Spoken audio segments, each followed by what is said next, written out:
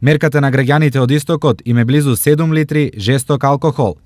Дел од пијачите се околу 2000 лица помлади од 15 години, што е 13% од вкупниот број малолетници во регионот. Апсолутно е вистина дека тоа голем број на пред се млади лица започнуваат да конзумираат алкохол уште на некои си 12-13 години од возраст, почнуваат да конзумираат алкохол во големи количини.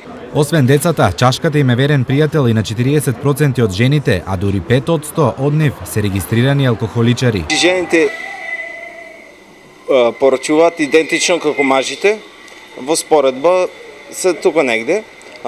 За кои пијачки ги користат, претежно узо, коњак, водка. Сепак и понатаму најверни на алкохолот му остануваат мажите, на дури 47% од нив алкохолот не им е туѓ.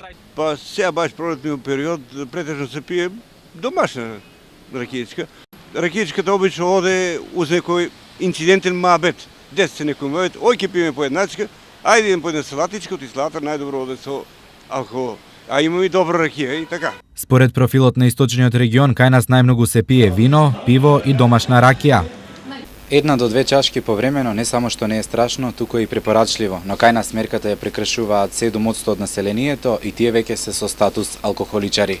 Ова првенствено е личен проблем, зашто многу алкохол значи и многу здравствени проблеми. Настанува и доаѓа до оштетување на факторите за коагулација, пореметување на ензимите во хепарот, односно настанува цироза и оштетување на црниот жигер. Настануваат огромни пореметувања во центарот за рамнотежа. Втори на удар се најблиските, кои се најчести жртви на туѓата зависност од алкохолот. Голем дел од жртвите на семено насилство кои што кај нас се јавуваат, се жалат дека всушност нивните партнери злоупотребуваат алкохол.